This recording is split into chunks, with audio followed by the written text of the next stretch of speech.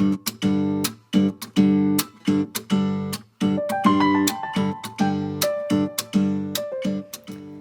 folks, today I want to show you this nifty little trick that I learned from my friend Jody Ibarra at Cotton Clouds. This is about how to properly wrap two colors if you're working a project like this project, which is called a shadow weave. How to wrap those threads up the side of your project with a minimum amount of fuss. I know when I first started weaving and I was doing something like a log cabin and they basically said, wrap the threads as you work your way up the side. And I'm like, but what does that look like? And through some trial and error, I came up with methods that worked. But then Jody demonstrated this one day in a little video on Facebook. And I was like, oh, that's brilliant because it's easy to remember. It works. And what I'm excited about here is this particular project is actually a twill project. It's a 3-shaft project. I have 2 heddles threaded back here. All we're really worried about is the technique, but it even works on this technique, which I was kind of surprised. I wasn't sure that was going to work for anything other than like a plain weave. So I have the loom rather offset here because the focal point of what we're going to do is the last warp thread, which I know it's like, wait, I thought we were wrapping weft threads as we went up. And the answer is yes. As you can see, this pattern alternates blue, orange, blue, orange, blue, orange throughout the entire weft. The point you need to pay attention to is this last warp thread. So I'm going to go ahead and start, and I'm not going to talk about what I'm doing with the heddles.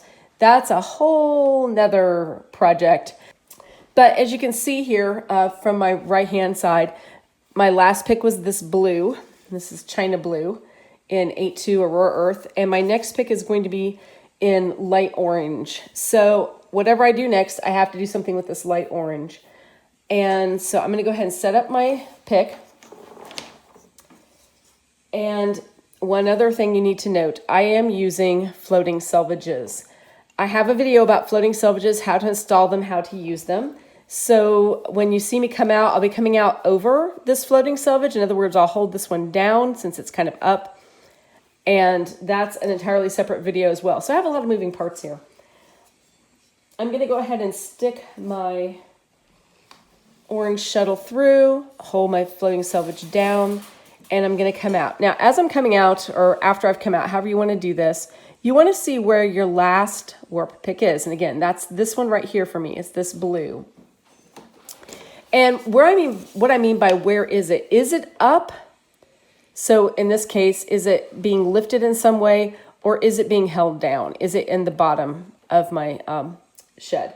And in this case, it is considered to be in an up position.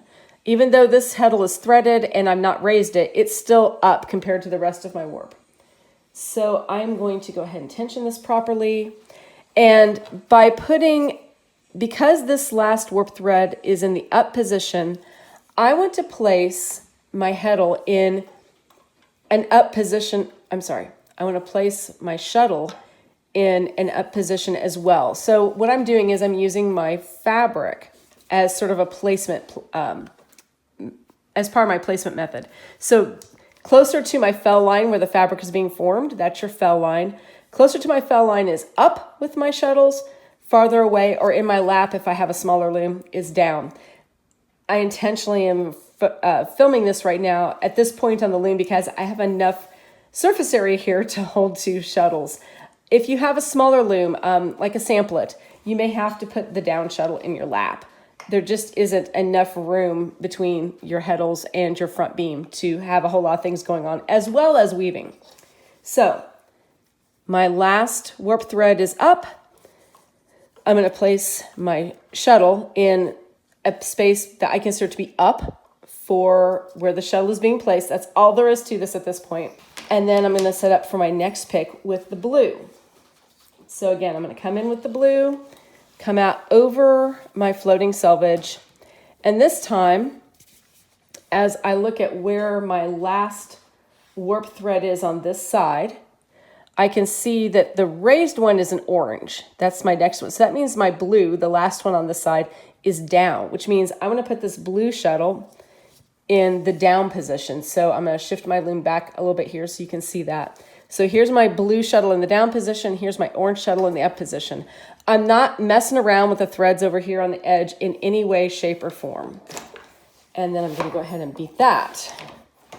Now I'm going to go into the shuttle, and I'll be doing the same thing on the other side, but rather than cause some vertigo by shifting looms back and forth or changing camera positions, I'll just show you what's going on this side. It works the same way on both sides. It doesn't matter. So now I'm ready for the next orange pick. I'm just going to pick this orange shuttle up. Now, if you look over here at what's happening, when I bring the orange shuttle into my shed, this blue one is going to be kind of underneath, and that's where we want it. I'm not doing anything to manipulate where these edge threads are. I'm going to hold it out just a little bit. I'm going to use my, need a little extra slack. There we go. I'm going to use my floating selvage, get my tension right, and you can see that I have wrapped this orange thread over the blue thread, and it's kind of just hanging out here, but I haven't done anything. All I've done is manipulate where these two shuttles rested based on this last warp thread. And so now my next pick is blue. Again, I don't have to do anything now because it's just the blue going into the shed. I'm going to go in under my floating selvage, come out over it. On the opposite side, my last warp thread is up. Right, so I'm going to bring my orange through again. And I'm going to look here, and I can see that my last warp thread this time on the far side is the blue is in the down position. So now it's been lowered. So I'm going to come out over my floating selvage, and I'm going to put my orange shuttle in the space farther from my fell line and what I'm considering the down position on my fabric. So again, it's the shuttle's resting down here. I'm going to beat. I'm going to bring the blue shuttle in. And this time I can see that my outer blue warp thread, which is my last warp thread on the end, it's not that it's blue that's important, although the blue does help me see which one it is, but that it is the last one on that edge is in the up position. And I'm going to then put my, again, trying not to hit the camera, put my blue shuttle then closer to my fell line here. So again, now the blue shuttle is closer to the fell line, the orange shuttle is lower. So when I go for the next pick, which is the orange, I'm just going to pick up the orange shuttle from that second position, and I have inconveniently run out of thread. Thought there was a little more on here than there was. There we go. I'm going to go ahead and insert that into my shed. I did not do any twisting. Now, sometimes I do have to pull the excess thread kind of out of the loop that's being formed there, especially if you've wound off quite a bit of extra. But all I did was just pick it up, stick it in the shed, and then make that adjustment. Beat that. And then I can do the same thing with the blue. And that's all there is to it. It's a pretty simple little trick. What you just have to remember is that you want to match the position where you lay your shuttle needs to match the position of the last warp thread at the point of the pick.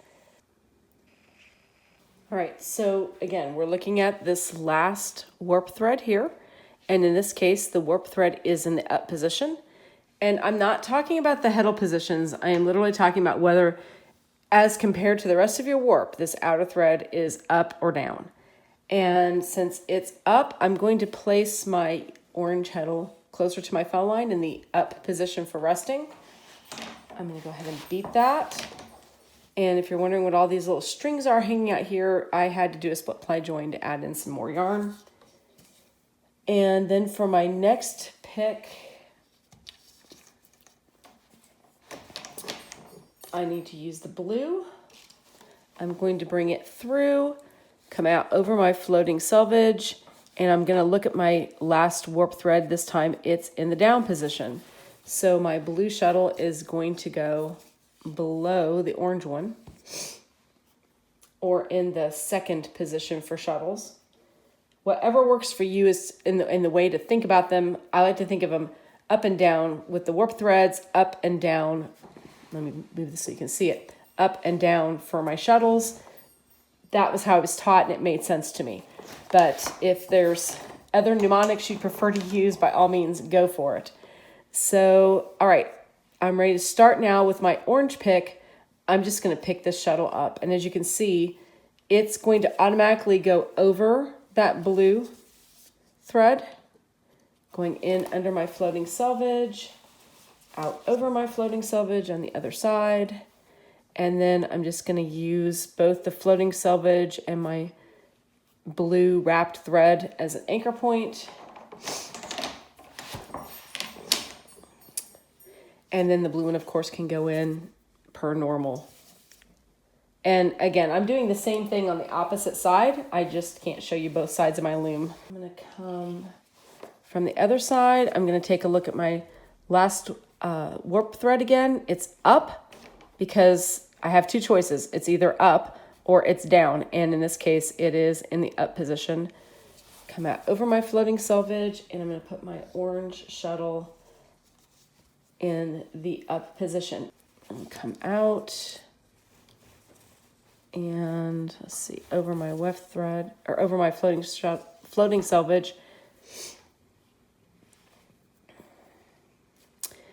And I can see that my last, okay, this is another example. This is, it looks like I've got two ups again in the same place. And you can sort of see this here. If you can see, my orange came out under my last thread in the up position, and my blue's coming out. So orange got there first. I'm going to roll with the orange gets the first position. It doesn't happen very often, but this particular pattern, it does occasionally occur. So I'm just going to go ahead and continue, pretend I didn't know they were both up, just leave it like it was, and do my next pick. And as you can see, it goes over the blue thread, and everything is just fine and dandy. I'm going to come in, my next pick is going to be orange. Come out over my floating selvage, looking at my last warp thread, which is in a down position. So, awkwardly. My next pick is the blue. Come out over my floating selvage. I can see that my last warp thread is up. So I'm going to want to lay that shuttle in my up position.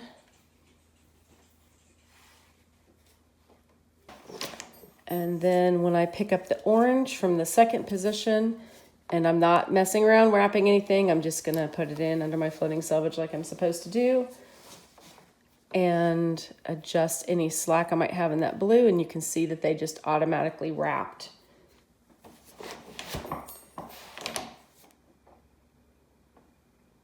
And that's all there is to it. I'll go ahead and weave a little bit more. I'm going to not talk because, as you can tell with my voice, I have had a rough week with the cold I've had. So I'm just going to weave. You can listen to the pretty music, and I'll just continue to do this, and I'll kind of point out my shuttle positions and where those warp threads are as I go when I come out on the other side.